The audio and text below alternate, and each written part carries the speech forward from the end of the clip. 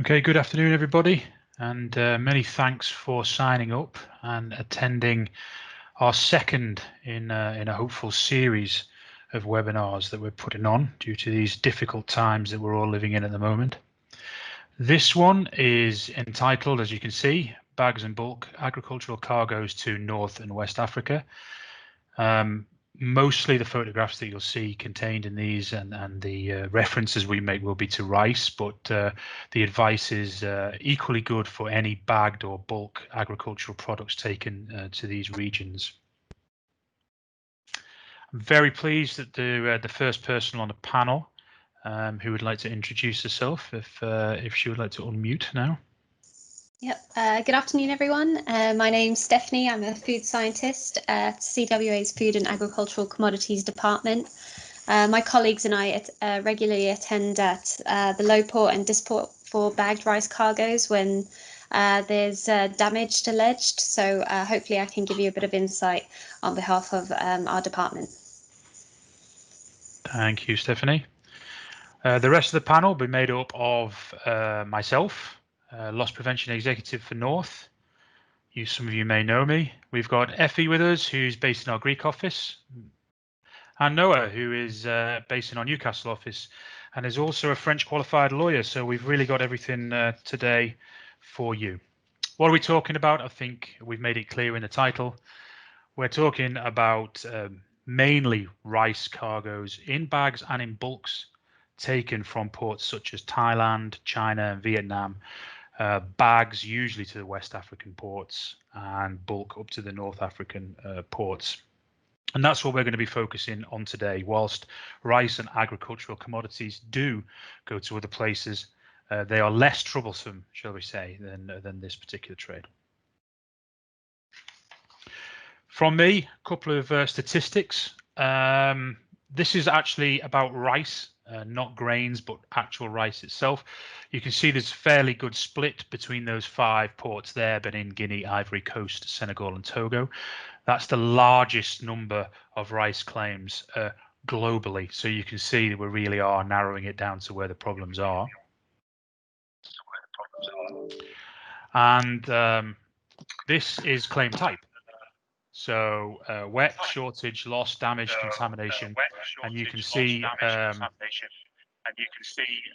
you can see there that somebody you can see that it is mostly shortage that we are seeing big problems with, some wet damage, and you can see again those larger columns in those in that graph indicates the same as that first graph we saw. And of course, the thing that everybody is interested in is how much is this costing in claims. This is our claims over the last 5 years for rice only, and you can see that wet damage is sizable, nearly half of the claims incurred over the last 5 years for rice to North and West Africa has been for wet damage, closely followed by shortage and general damage there. So you can see the focus that we're going to be looking at based on those statistics of what we are seeing in North, and I'm sure your experience as operators is, we're going to be looking at the main things are moulding, wet damage, and of course the ever important shortage claims. So we will start in West Africa. And as I intimated earlier, the main problem there is with the bagged rice or bagged commodities trade. So preload condition, I'm going to ask Stephanie to discuss a little bit about the preload condition of the rice and things that affect it there. Stephanie. Okay, thanks, John. So rice is a semi-processed product. It's dehulled and milled. So this means it's very susceptible to mold and microbiological decay if it gets wet. Rice generally, these bagged rice cargoes are loaded in generally quite tropical climates. There's heavy periods of heavy rainfall that can last a number of weeks.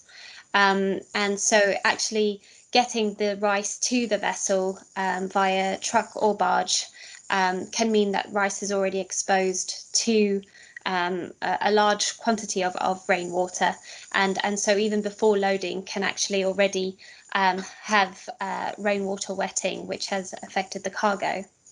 So that's why we would say at the load port it's quite important to be able to monitor the condition during loading. Now, loading is very chaotic. There'll be multiple gangs on board loading multiple holds at one time. So for the crew to actually monitor the condition and see whether these bags have been pre-wetted it's a huge challenge. And so having surveyors or a team of cargo superintendents who can monitor what the cargo looks like as it's being loaded, and also importantly collect temperature measurements and moisture meter measurements at random intervals throughout loading could really help firstly establish whether parcels of cargo are actually predisposed to mold growth based on the moisture content and the temperature it's being loaded at, and also importantly obtaining those loading temperatures can also assist in establishing how the cargo will be ventilated during the voyage in accordance with the 3-degree rule. So basically before loading, the take-home message is that these bags might already have suffered rainwater wetting, and trying to monitor this can be quite difficult without the help of a local team of surveyors or superintendents. Thank you, Stephanie.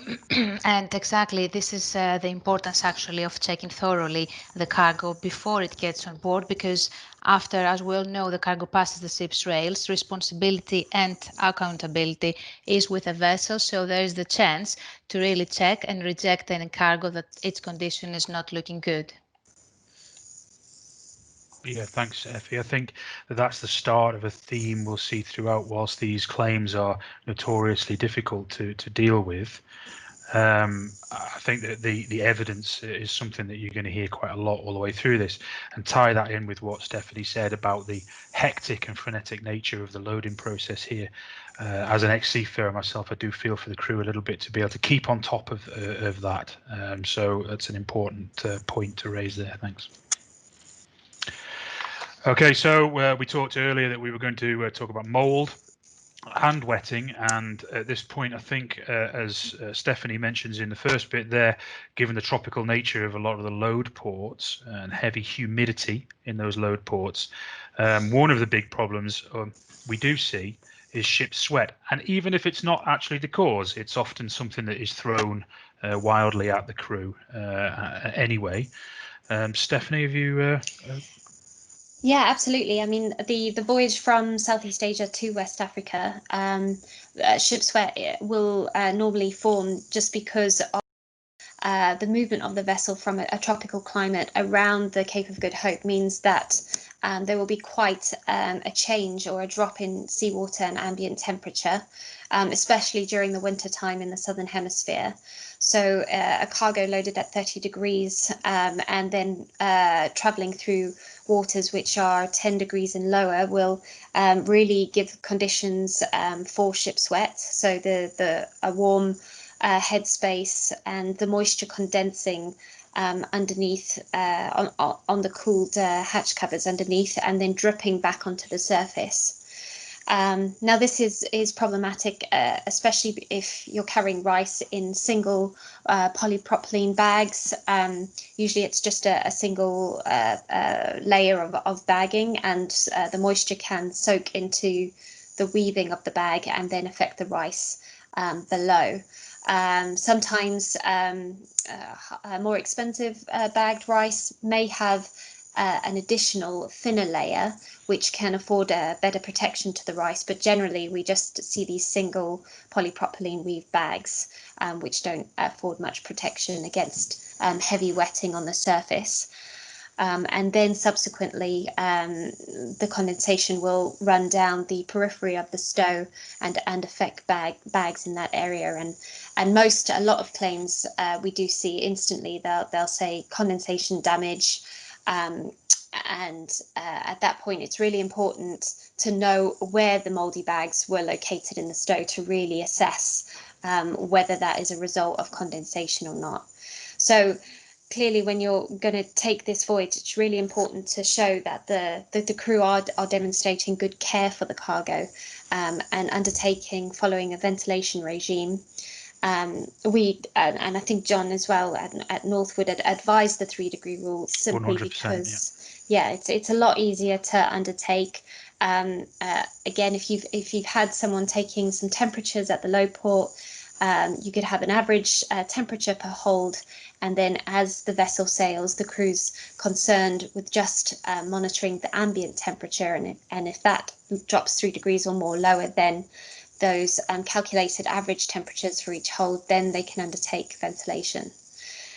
So it's definitely worth anticipating that there will be ship sweat during this type of voyage, and ensuring the crew is undertaking or following a good ventilation practice will assist in fighting these claims when the receiver makes an allegation that there's ship sweat and it's damaged a large portion of the cargo.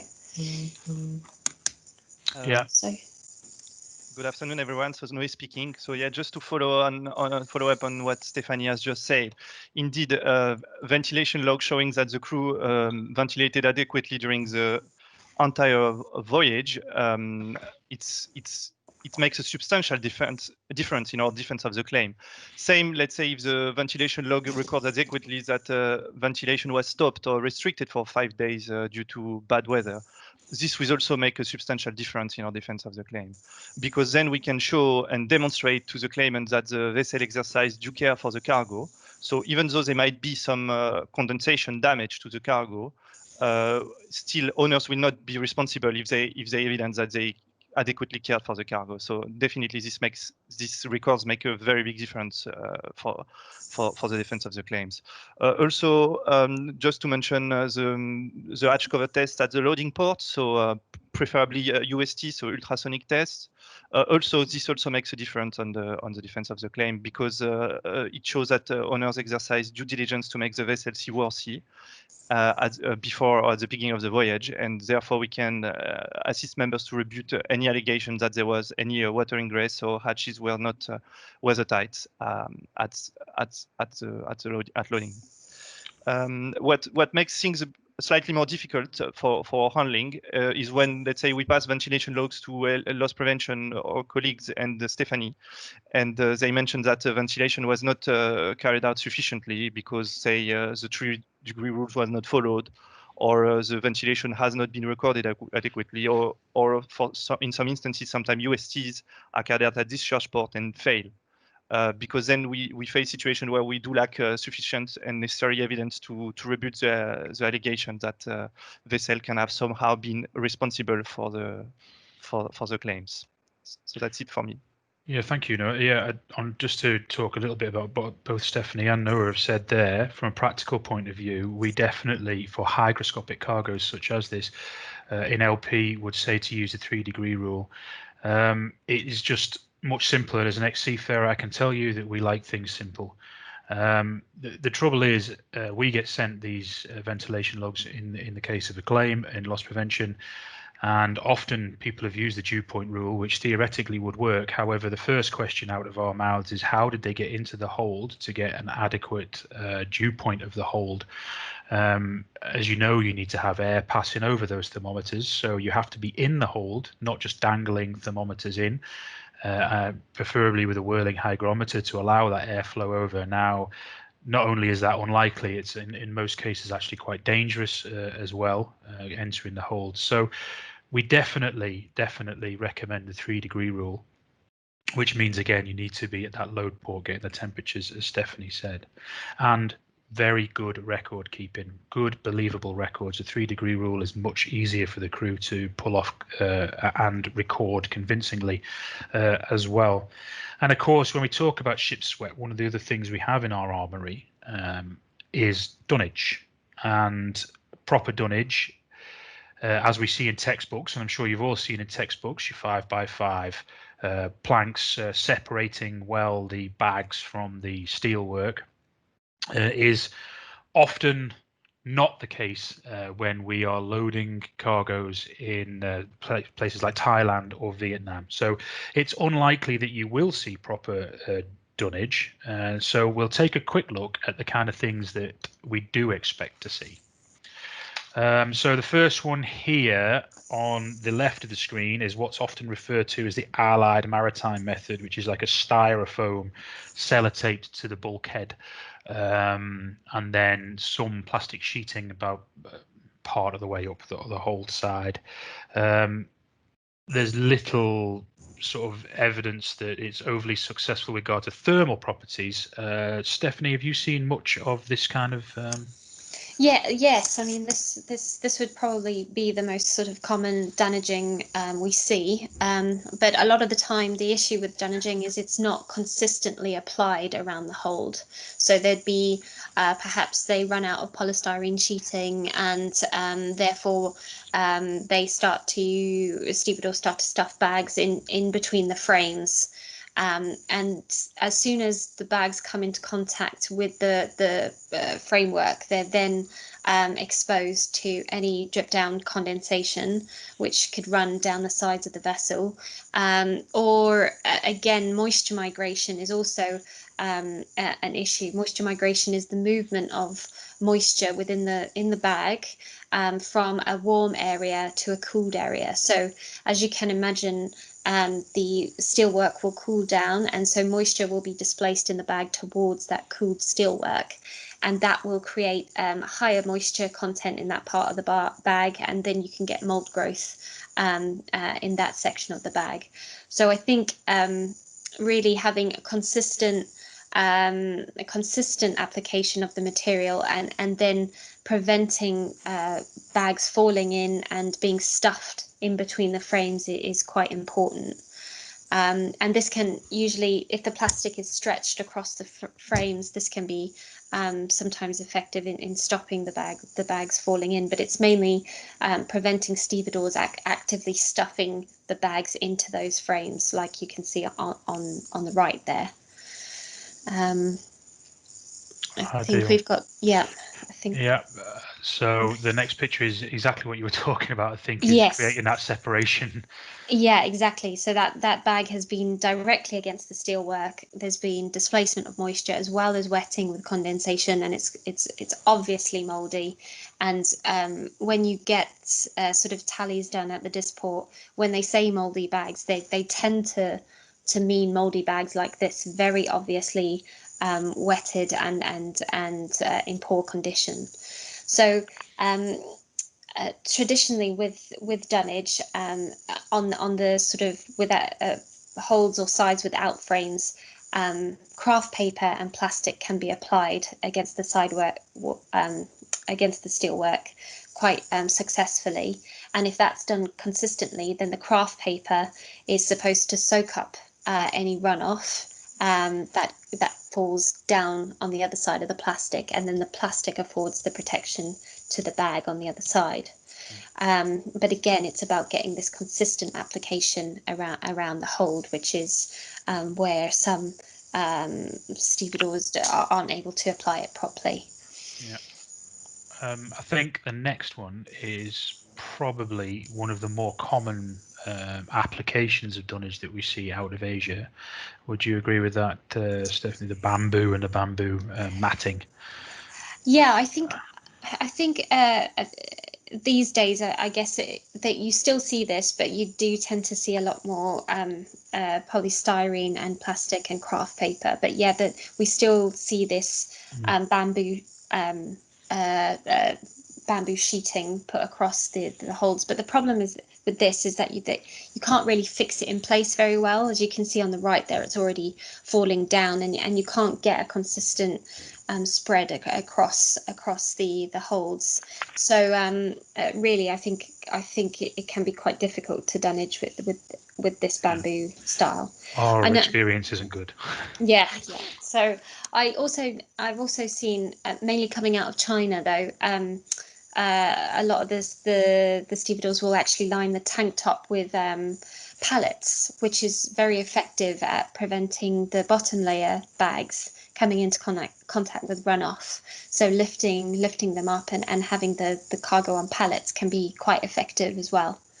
But It's yeah, just all we about don't. the runoff, really, isn't it? Yeah, exactly. Keeping it away from the sides and the tank top. Yeah, I mean, something I have heard, I would just like to very, very briefly touch on is somebody, or I've read it as well as been told it, that there was some concern from people with the moisture content of the bamboo itself. And I've been asked this a few times now. I'm not a scientist, but I didn't think that this itself would be a massive problem.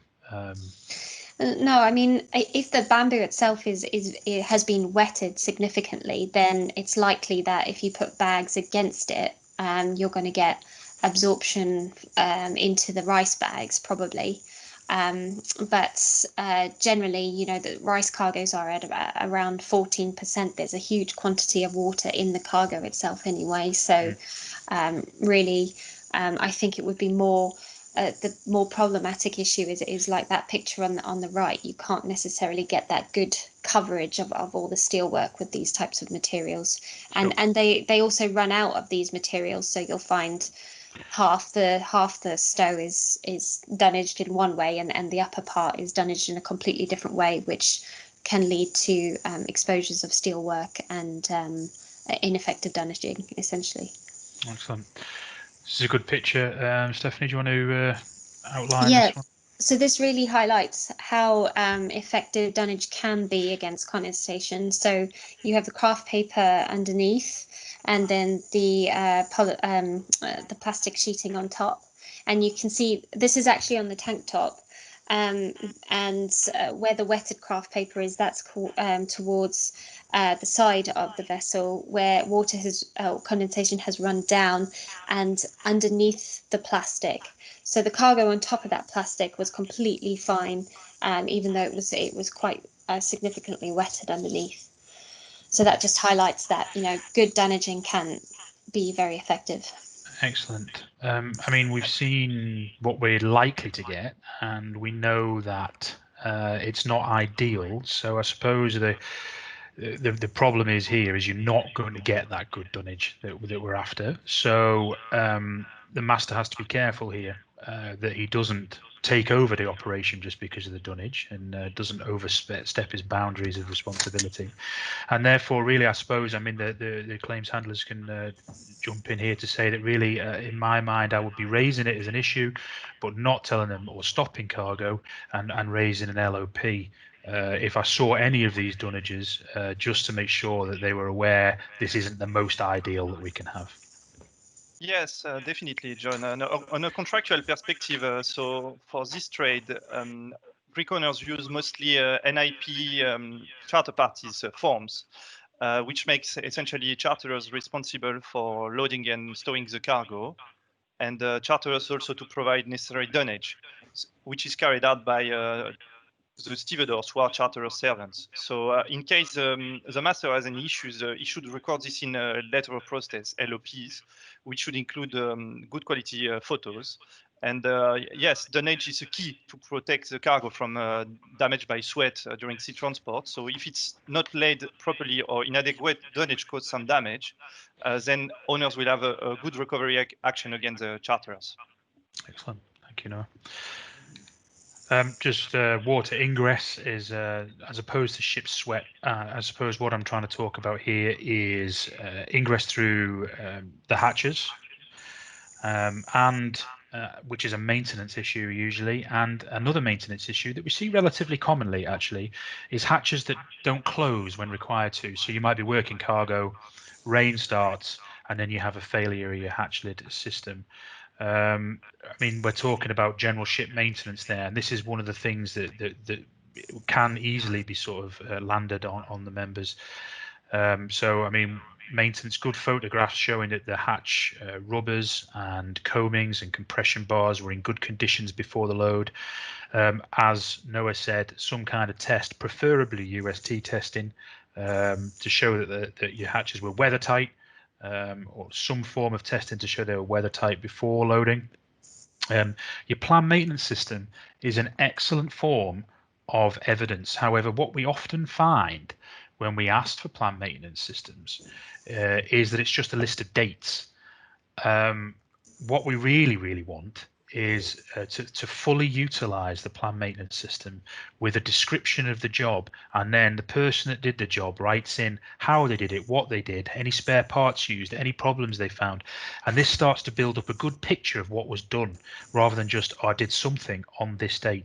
And if it's not due but you've done it for that load port, then put it in as unscheduled maintenance. It looks good. It looks good evidence when we're using that unscheduled maintenance tab and telling people, not only do we do our normal monthly maintenance on the hatches, because we were loading this hygroscopic cargo, we did that little bit extra unscheduled and we've put it in our planned maintenance system.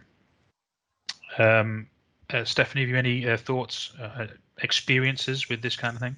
Yeah, I mean, we've attended a number of occasions at the load port when they're loading bagged rice cargoes because there's been issues with the hatch cover, and cargo being loaded has been exposed to heavy rainfall. So, as I mentioned, these are, a lot of the climates that they're loading in. There are periods of rainfall that can last weeks. And the loading itself can last weeks and weeks because there's so many stoppages for rainwater, for raining events. So it's important to make sure those hatch covers are in working order. When the problem with bagged rice cargoes is you can't necessarily tell if the bags are wetted by rainwater ingress. You can't tell which bags are going to be affected. So generally, the top layers will be the worst affected. Then in countries in Thailand and Vietnam, the surveyors there are actually quite good at picking out the bags to remove after such incidents. But if rainwater has actually fallen down ventilation channels as well, you're going to get quite a number of bags exposed to rainwater that you won't necessarily be able to remove from the vessel. And then when the vessel gets to her destination and a claim is raised, it's difficult to discriminate between those bags which were wetted during the rainwater incident or those which were pre-wetted before the vessel was even loaded. So it becomes quite difficult there. If ingress happen, if the hatch covers fail at the Disport and cargo is wetted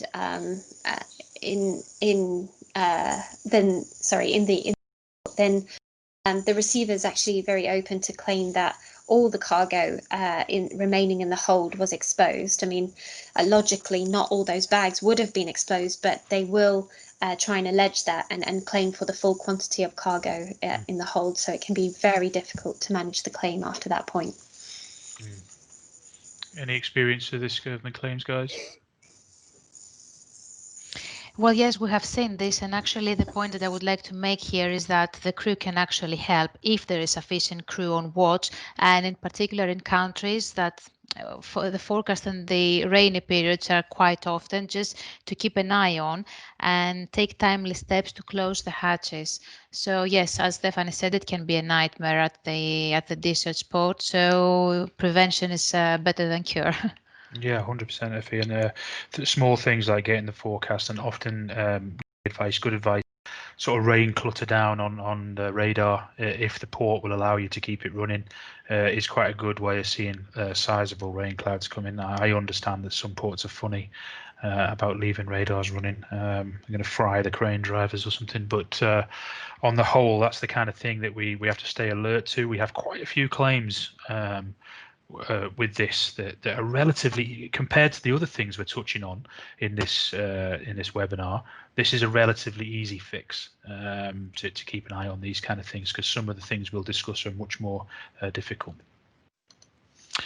Very briefly, it's a question we get asked a lot in loss prevention is about ventilation channels, and we also see a lot of the times that quite a big fuss is made about the stevedores building in ventilation channels into the bag rice, which sort of results in quite sizable disputes because of time wasted. I know that the LP and Stephanie wrote a brief article on these, And as far as I was concerned, from a practical point of view, that really, as long as there was nothing unsafe about them, because some of them are built so that the structure isn't great and they're collapsible, then we have no real strong feelings about them doing it as long as safety is there. Would I be right in saying that, Stephanie? I mean, yeah, there's quite a lot of contradicting opinions on ventilation channels. The idea would be that as the vessel is sailing, when the ventilation windows are open, there's air circulating around the different stacks in order to remove warm air and you know, keep the stacks cool. But because the vessels are generally only equipped with natural ventilation, there's no real guarantee that the air is actually circulating down deeper in the stow. So really, if they ever are going to be built in, then they should ideally be in line with those ventilation windows. I guess one good thing about building ventilation channels could be that it does create a larger surface area per stack, so which may actually assist with fumigation and allowing the gas to dissipate throughout the various stacks. So that could be one benefit, but on the other hand, it's important that fumigators are not allowing pellets to pile up in those channels, because then you can get piling, which may result in a fumigation fire, which we've seen a couple of times in bagged rice cargoes, because the pellets pile too quickly and the gas evolves too quickly, resulting in a fire. So yeah, just something that the fumigators need to be mindful of when fumigating. So in other words, really, even as long as they're safe, there's no real reason to cause a fuss about them, as long as they're not going to collapse the stow as well. So we do see a lot of problems, not necessarily with the ventilation channels themselves, but this myth, as you say, or this divisive opinion on them. Big problem at the discharge port, as we all know, is shortage claims, as we saw in the statistics as well. Shortage claims for the particularly bagged rice. Of course, we see lots of spillage, dropped bags. The way the bags are handled is not ideal. We do see problems with shore scales even here. And of course, the ever popular pilferage in West Africa as well. I think that this is a very big problem. That is the only real way around it is pure evidence, as we've already touched on nearly every stage here. If it's spillage, if it's poor handling, photographs, videos, everything that you can to help the claims guys afterwards. Who's coming on board, who's allowed on board, very difficult things, I understand. Surveyors in the discharge port can help with these things. I think that claims guys, you must have plenty of experience in this.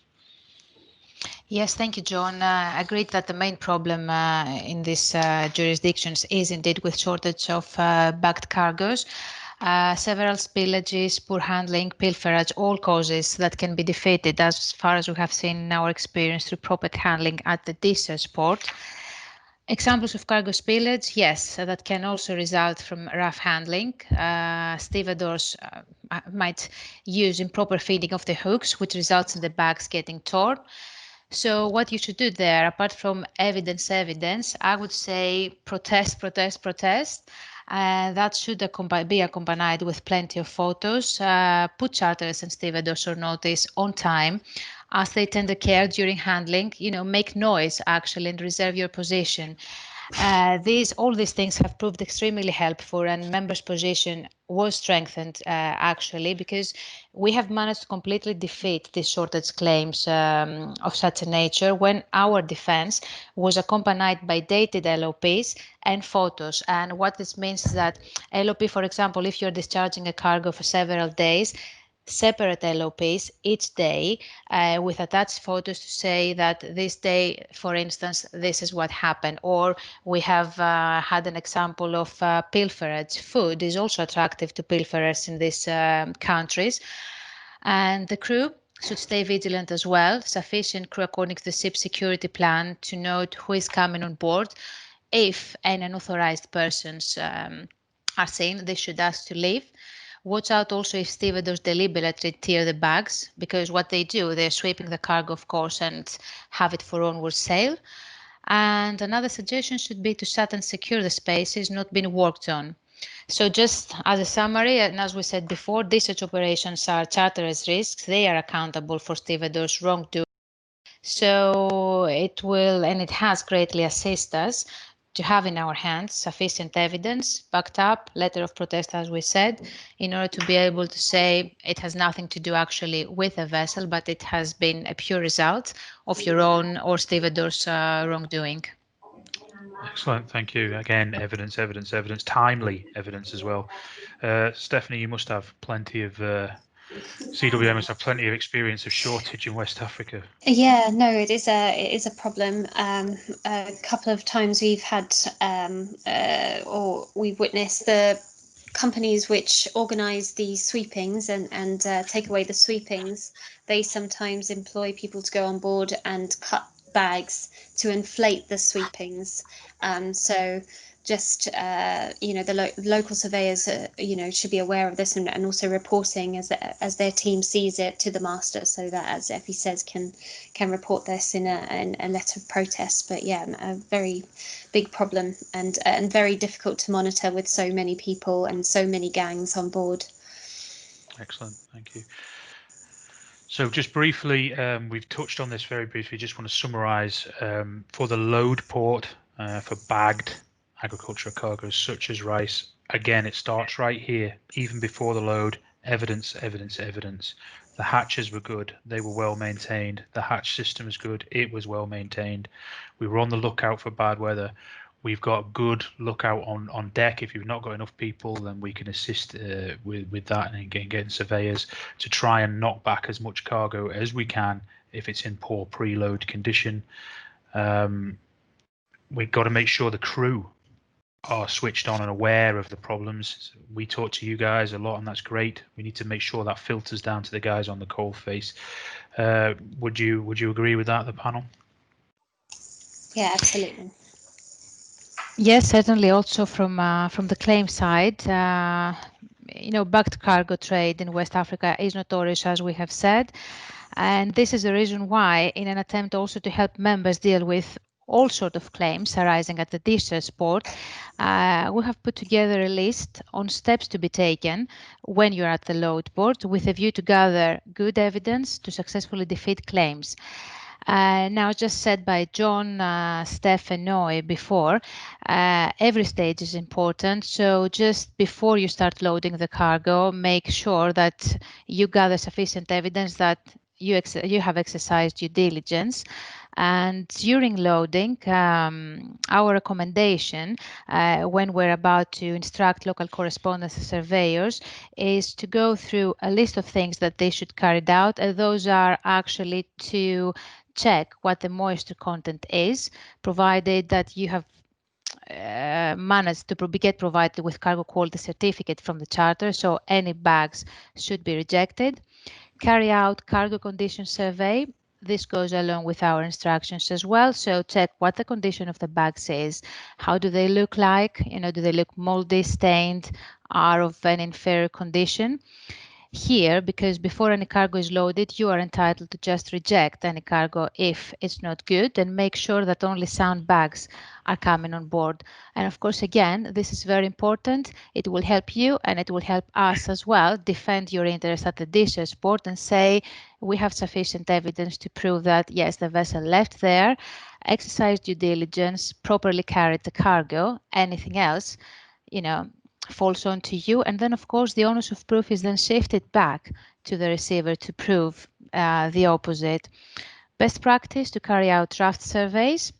And as a last, we see that with respect to tally the bags in the preload survey instructions to be sent to the surveyors, is that it's better to allow the shippers and charterers to count in order to be able then to argue that the quantity and figures have been ascertained by them. Again, we have had plenty of examples where, yes, shortage claims can arise, can be brought against the vessel, but we have successfully managed to argue that it was charterers' figures and then recover under the ICA 100%, always though, but again, a very good recovery. Now, what I would like to mention at this juncture is that the costs for the load board survey examples and list we mentioned can be a factor, a considerable factor, plenty of the times, if you, of course, opt for the full preload survey. But our experience shows that it does worth the money spent, because the reduction we have seen and the level of settlement achieved in the end is impressive compared to the amounts claimed. We are in a good position to defend and push back on the inflated claims received at the discharge port. So yeah, this is all from me. Again, going back to the evidence states. Thank you, John. Thank you. We have a question in. I know that there are a number of methods to load, stow, dunnage these types of cargoes, and each one has its own pros and cons. A typical NYPE charterers to load, stow, trim, discharge, dunnage, etc. the cargo at their expense under the supervision of the captain. Is it prudent for a master stroke member to propose alternative methods other than the ones used by stevedores stroke charterers? For example, can the master demand ventilation channels if it is not specifically agreed in the CP? Should same is proposed and accepted, does this transfer any liability to the vessel?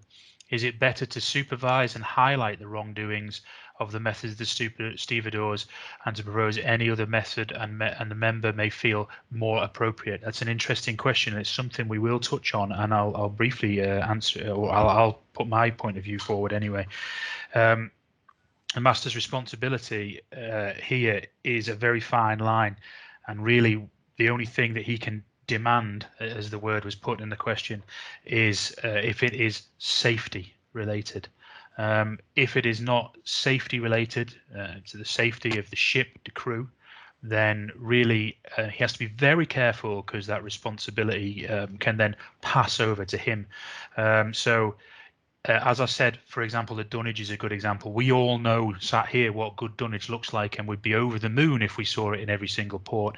But in this case, we certainly won't. So you should raise it. That is an issue. Don't demand anything. Just raise it as an issue with a letter of protest. Anybody else on the panel got some strong feelings about that? No, just to mention, John, that yeah, I fully agree with what you said. So essentially, indeed, under the standard NIPE charter party forms that we see, so charters responsible to load and stow cargo under the supervision of the master. So essentially, supervision means overseeing the operation, and it's basically brings a duty to inform the party. So in this case, a duty on owners to inform charterers or their stevedores that if any issue arises with this operation. So this needs to be done at the time and not later on. So this is very important. Yeah. And as you mentioned, with the use of LOPs, LOPs is a very good tool for that. But on the other hand, the supervision should not become an intervention, and that's the fine line you were mentioning, because then it will shift the responsibility for, say, cargo storage and securing and dunnaging back onto the owners, which they want to avoid. But I'd like to caveat this to say that if there is safety issues, then there is still a duty on the master and the owners to intervene. Yeah, 100%. I mean, as soon as it becomes safety critical, then you can sit behind SOLAS all day and say that the charterer cannot overrule the master in that respect. But like I said before, we've seen arguments over things, and you use it as an example in your question there, ventilation channels. And we discussed those briefly. As long as it's not going to collapse the entire stow and cause problems, even if they're not built in correctly or not built in at all, then if you have strong feelings that they should be there, feel free to write an LOP, but it is not safety critical, then be very careful to start demanding things. I think that thing is there. Is the master sure that this is a safety critical problem? If the answer to that is yes, then of course step in. Okay, I hope that answered the question. Briefly looking at the discharge port again, I think the theme is there: evidence, evidence, evidence. If you need help, as Effie said, it's been hugely successful. I can't. The difference of the things that we get sent from the claims team between people that had help and then the poor third mate and a couple of ABs running around by himself, evidence-wise, it's not through any lack of trying by the crew. It's just, as Stephanie has already touched on a couple of times, these discharge ports are a maniac place. So it's just extra people at that point, really. So, Stephanie, you agree with that? What kind of actions would you expect to see in the discharge port? Well, I would definitely recommend having a surveyor or a surveyor superintendent team on board. A lot of the sort of survey teams who are appointed by underwriters and the receiver, they could have, you know, multiple people on board, sort of taking photos and monitoring the cargo. And for owners to have that similar kind of approach will really help with their defence. So a survey team that can undertake tallies is I would recommend this, because they can note how the tally is being taken by the receiver or the company appointed by the underwriters. They can monitor how the tally is being taken and also compare their figures, have their own independent count. They can have people at the ship's tackle to monitor this, and in a lot of these disports, the receiver may approve the surveyor being in attendance at the warehouse to also take count of the trucks and the numbers of bags being discharged at the warehouses. Of course, it's not always possible, because sometimes the cargo's been taken, you know, trucked to other countries, and in that case it won't necessarily be possible. But if it's locally stored, then that is possible. The local surveyor will also be able to see if and how any segregation activities are taking place. If the receiver, if they're claiming there's wetted bags or mouldy bags on board, how are they storing that? Are they just commingling it in the stows? In the stacks at the warehouse, or are they making efforts to check the cargo either at the quayside or at the warehouse and segregate any wetted cargo accordingly? Tallies are also really important to monitor the pattern of damage. So as I said, we've got potentially mold damaged bags which were wetted before loading.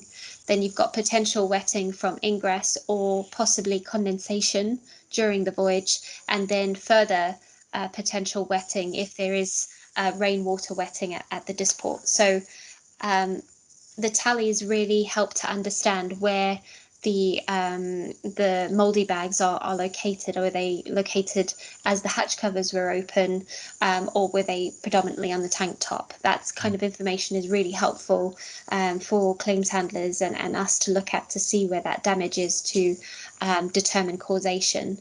And along with that, of course, the surveyors regularly attending during discharge to see where the mouldy bags, and take photos of the mouldy bags in situ. So if they are against the steelwork, take lots of photos of those mouldy bags against the steelwork. Or if they were actually in the middle of the stow, possibly representing wetting before loading, then photos of that are really, really helpful again. For claims handlers and for evidence preservation. Evidence, evidence, evidence again, Yeah. as we discussed. Yeah. Effie, Noah, I'm sure that the discharge port, we hear a lot of conversations between sort of the tally survey, as we've discussed, and draft surveys as well. Tally survey, I think, or having our own P&I survey or tally survey, I think it makes a big difference, because usually a receiver's tally is inflated, to say the least. So so it's very helpful to have owner's tally to show that the shortage was much less than what is alleged. I also find draft surveys to be very helpful, and because it happens often that members ask, why do we also need a draft survey? I think a reply to that will be that draft surveys usually shows that there was no shortage at all. So I found this quite helpful as well, just to say to the claimant, essentially, I just deny there was any shortage whatsoever. And if we only have, let's say, owner's tally and the receiver's tally, then of course, if both all the available evidence point towards a shortage, then it will be difficult to argue that there was no shortage at all. So I found the draft surveys quite helpful for that. Also, sealing, unsealing, resealing certificates in case there was intermediate ports, I think also is again very helpful to reject allegation of shortage, or to show that shortage can only have occur outside of owner's period of responsibility for the cargo. So if you couple sealing and unsealing certificates and intermediate final draft surveys, I think you get very strong evidence to reject in full a shortage claim. If there are any seals, sometimes members should make sure that there is no change in the number of seals, because we have seen this in some of our matters. Yes, we've seen a few of them, Noah. Yeah. Yeah, and this is of course, if it's this is picked up by the claimant, then it starts becoming a bit more difficult for us to defend the claim. Generally, on just a few claims handling tip for this type of claim. So we know the cargo lawyers, we know the cargo recovery agents. They come to us very often, so we kind of used to their techniques, kind of. So what we would always recommend members is just to check if there is actually indeed there is any evidence of actual damage or shortage, because sometimes they just come with mere allegations, and then we say to them that wait, you know, you need to provide some proper, you know, survey evidence to support your allegations of, you know, shortage or loss. Yeah.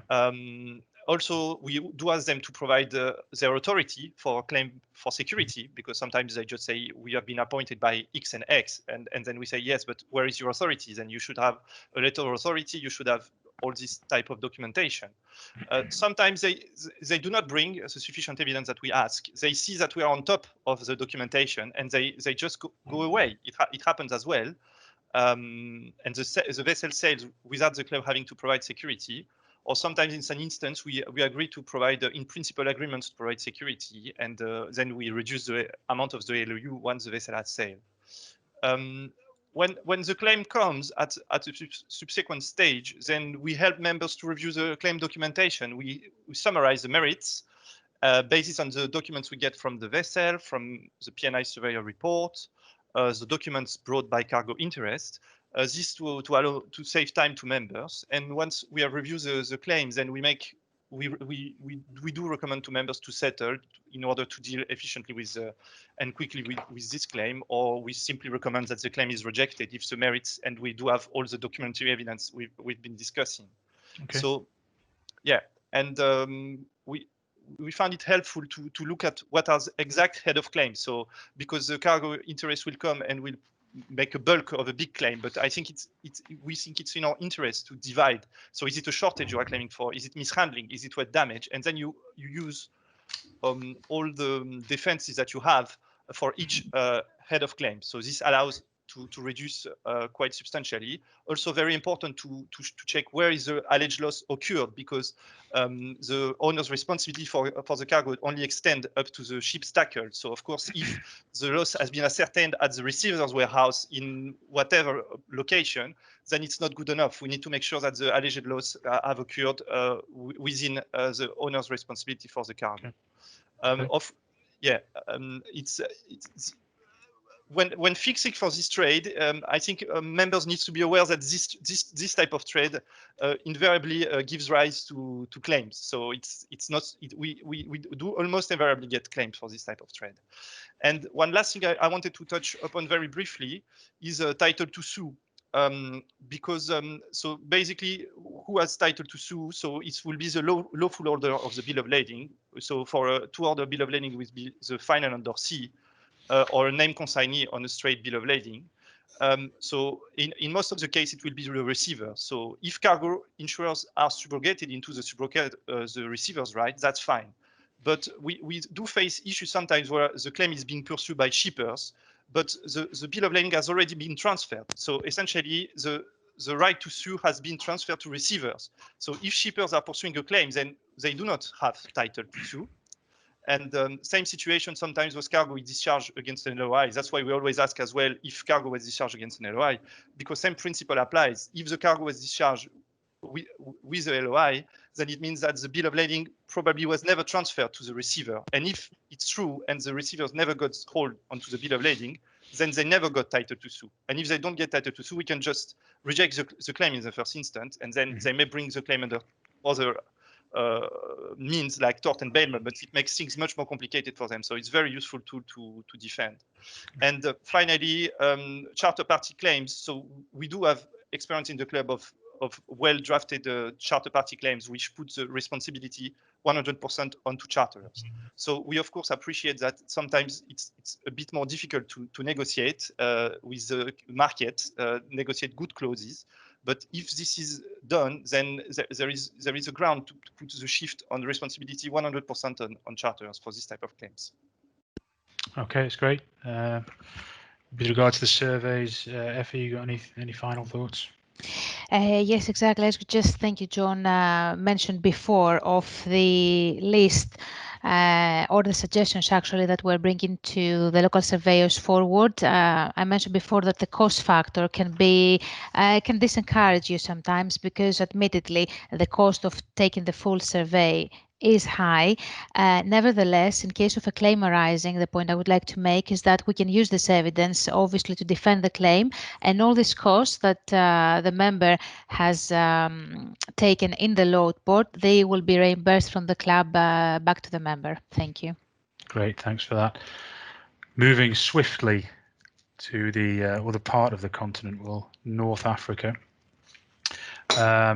Obviously here we're more talking about bulk rice rather than bagged rice, and the good news for myself and Stephanie and the practical and the scientific side of it, this is definitely an Effie and Noah heavy section with regard to claims in this region, and that's because the main issue we see is usually this shore scale discrepancy. I'm sure our two claims handlers will agree with that. This is correct. Indeed, shore scale discrepancies are extremely common, especially in jurisdictions such as Algeria, Tunisia, and the whole North Africa. So what is happening here? Cargo interests usually advance their claims based on shore scale figures, and the courts and authorities will accept the short landing figure and the weigh scale figures as proof of shortage only. So for that reason, the question that we're frequently receiving from the members, obviously and naturally, is why then to have a surveyor appointed just carry out a draft survey or be present isn't going to, have any bearing, or what difference will it make?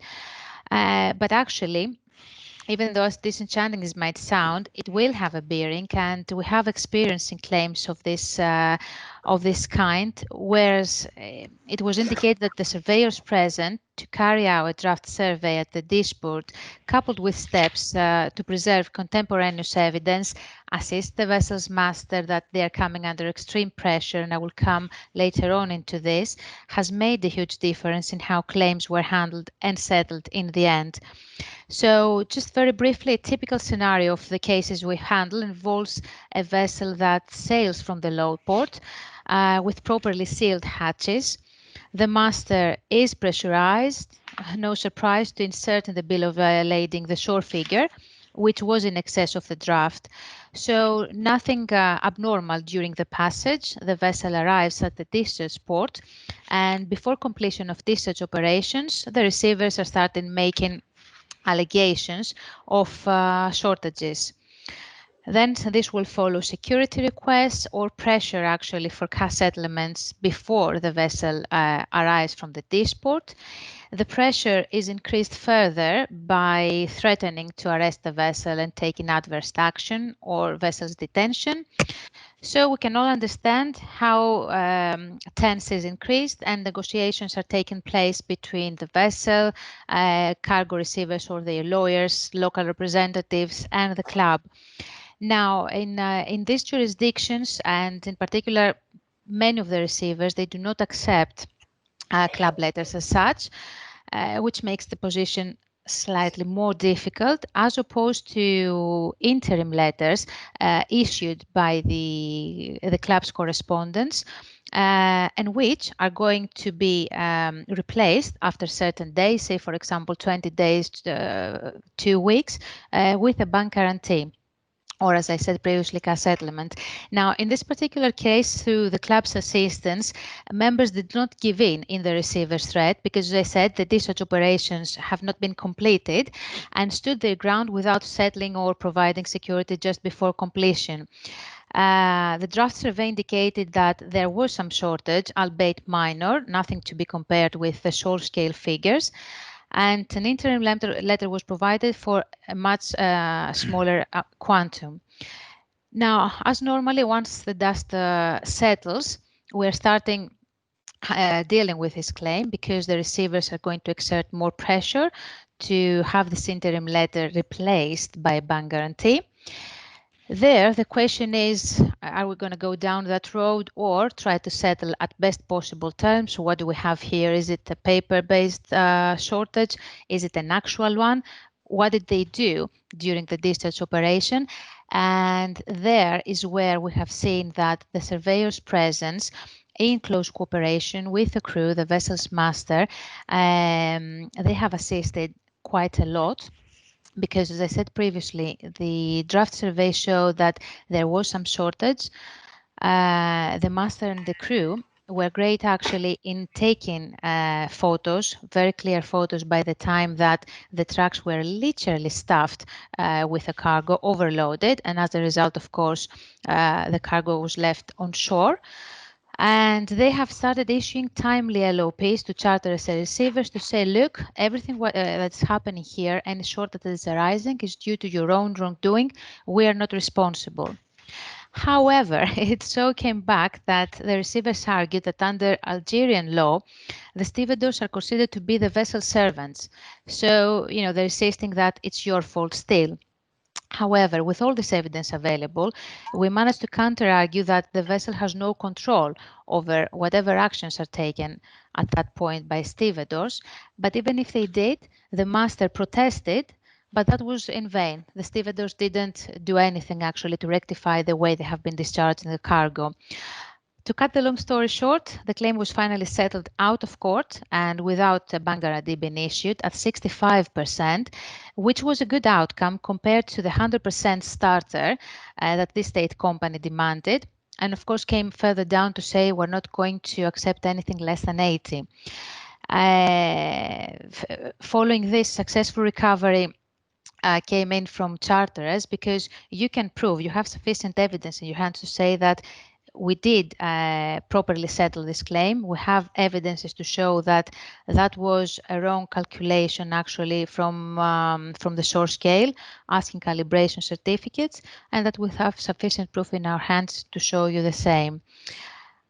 This is all from me because if I continue, I think that I will. No problem, Effie. Talking a lot, so very just complex issue, but the point of it really is, again, evidence, and it does do some good. It is because I feel that, yes, it is extremely frustrating. And I know that we are receiving sometimes, and members will also be able to agree or not, that local correspondents might say, oh, we know, for example, motor vessel X is coming to the port, so we suggest a draft survey. And naturally, the member will come back and say, yes, but, everything is based down there on source figures. Why to incur such a cost? This is agreed to an extent. However, for the reasons mentioned, we feel that they can succeed at least in bringing a good claim against the charterers, showing that they have, properly settled their claim. Thanks. Great, cheers. So on the load port for vessels trading into the North Africa with bulk, I mean, again, get the help, get the surveyor to counter this issue. We know what the problem is going to be. We know what the allegation is going to be. So we need a good draft survey. Again, let's have some evidence that the hatch lids are weather tight, please, preferably a UST test. We know that these are still things that get pointed out at the other end. Cargo temperatures, the surveyor, as Stephanie talked about and as I've talked about, the 3-degree rule is believable easily recorded evidence. You're going to need the cargo temperatures and the seals as well, which Noah's brought up. And just while we're on the subject of draft surveys, what we do see a lot is the crew do not get involved in that process. And the idea is we have so many parties doing the draft surveys, the crew must be one of those, and they must all be joined up together, taking the dips together, taking the draft survey, the draft readings together, sitting and calculating it together, so that if there's 4 people doing it, we don't have 4 different draft surveys. We can nip that in the bud, hopefully, there and then. So draft survey, is there any other things to say on that? No, I fully agree with you, John. Indeed, a draft survey at the load port will prove very important for the sake of adequately recording the cargo quantities onto the bill of lading, essentially. So if there is a substantial discrepancy between shore and ship figures at load port, which is not within the acceptable margin, then members will need to press for recalculation or to include both the draft survey quantities and the short scale quantities into the bill of lading. The reason for this is that if you leave port, let's say, I don't know, in Argentina, loading grains, and you leave port, and members are already aware of a substantial discrepancy between short scale and draft survey figures, you can be almost certain that there will be a large shortage claim at discharge in Algeria, in Tunisia, or Morocco, wherever the vessel is trading. So all these steps are very well explained in one of our loss prevention publication, which is called Liquid Cargo Shortage Claims, but it also applies to dry bulk cargoes. So in case there are any concern or question about that, it's really well drafted, very helpful. So I recommend members have a check. And all of those, if you have a My North account, you can access all those publications through the website. Those ones there that you're referring to, Noah. Discharge port, again, get help. Evidence, evidence, evidence. Seals are the same as the load port and witness coming off. Evidence of any spillage from the grabs or whatever it is they're using to get this off. LOPs for that, any spillage or anything like that. Photographs of the cargo before discharge, around the edge, general condition over the top. Stephanie, you must have some, or CWF, some experience of surveying in these discharge ports for evidence-wise. Yeah, I mean, definitely to have a surveyor there, you're also he's going to have that benefit of sort of knowing how they're weighing the trucks as well, being able to obtain custom receipts with weights, looking for calibration certificates for the shore scales as well. So they're also able to, you know, if any further segregation activities need to happen, they can be there on the ground seeing exactly what's happening on the berth as well. And then also having the benefit of, you know, if there is damage or anything like that, being able to instruct surveyors to assist with sampling in order to look at quality issues and that. So you know, the crew, they've got a lot of things to be getting on with during discharge. Having those extra pair of hands to monitor the cargo as well is really helpful. Yeah, they do. That's for sure. It's very difficult for crews these days to keep on top of this kind of thing. Any further thoughts on that, Noah? I know you deal with a lot of these claims. Yeah, I mean, so essentially it's 3 different jurisdictions I deal with which present particular issues, I would say. So it's Tunisia with Office des Céréales, the private importer of grain who do not recognize trade allowance. It's Algeria with private importers who do not recognize trade allowance. And it's also Morocco where trade allowance is not clearly established. So essentially it depends on who is the judge or what is the cargo, essentially. So it's different jurisdiction, but overall similar bad experience, I would say, unfortunately. Often and sadly not much that one can do because the short scale figure do prevail. Still, in case there is spillage during discharge, I highlight again the need to issue LOPs, both for the purpose of defending the claim and pursuing a recovery against charterers. Sealing and unsealing surveys do help, as well as asking for calibration certificates for the short scale. We always scanning for the best surveyors, for the best P&I correspondents there. this also works for bag rise. So we all have our preferences. We do know that we work better with this correspondent or this surveyor. We know that members have their preferences as well. So we're always open to discuss this with members if they have a preference. Yeah. Unfortunately, it's true that the claims are, as mentioned by Effie earlier, the claims are settled pretty high, and it can be very frustrating because it's a bit unusual to settle at these high levels. But the thing is that these settlements are usually achieved pretty quickly. Interim allow you to be replaced by bank guarantee, and then in the interim you settle the claim. You keep charters in the loop to make sure that they agree to the settlement, and then they contribute 50% under the ICA. So it's a bit painful. We do agree, but our experience it's still much better than litigating and incurring bank guarantee, PNI correspondent, lawyer, all these fees which can accrue. And we do get lots of invoice for bank guarantee fees here, lots of PNI correspondent, PNI lawyer. So we know that these fees accrue, and at the end of the day, we're ready to assist members to defend the claims and to go to litigation. But for this, I think we will need to have a big, substantially big enough claim with the good merits, so that we say, okay, we will go to litigation for this one. We'll give it a try.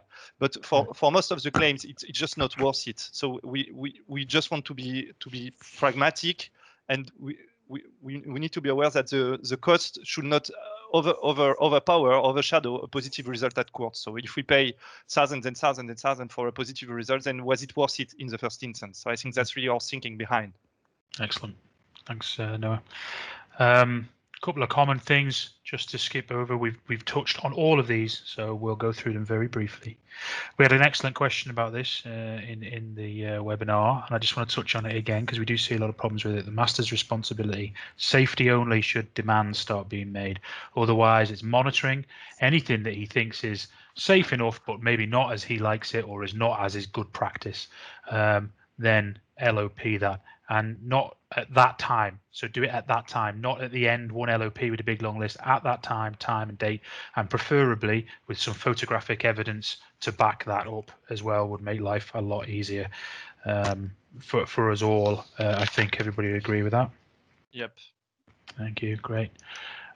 Ventilation we touched on a couple of times, and we're still seeing it not just with this trade, but with any hygroscopic cargo. Please, please, please take accurate cargo temperatures on loading, as has been highlighted by myself and Stephanie, and use the 3-degree rule. It's safer, it's more effective, and to be brutally honest with you, it's more believable. And therefore, when you keep that as a record, then people instantly believe that it was accurately done. Okay, so you've got that alongside the fact, as we've discussed, hatch lids have been tested and proved to be weathertight. We're starting to dispel these problems that may occur later on. I think that CWA, Stephanie, you'd agree, 3-degree rule every time for any hygroscopic cargoes. Yeah, absolutely. It's it definitely seems to be the most easiest for crews and also the easiest to note in the ventilation record as well. Yeah, the records must be good. If you stop, why did we stop? And night alone isn't a good enough reason. If you were going to have bad weather overnight, so you couldn't send a crew out because it was nighttime, that is a good reason. Put that down. And sort of lastly, the charter party. It's popped up a couple of times in conversation. And what I really want to say is here you've heard that Noah and Effie are representative in their knowledge of the team over there in Greece. Call them up and ask for their help with the charter party. Get them to review it. They're there for you on the end of the phone. Would you agree with that, guys? No, definitely. I mean, again, we do appreciate that the condition of the market makes it more or less difficult to make charters agree to some clause.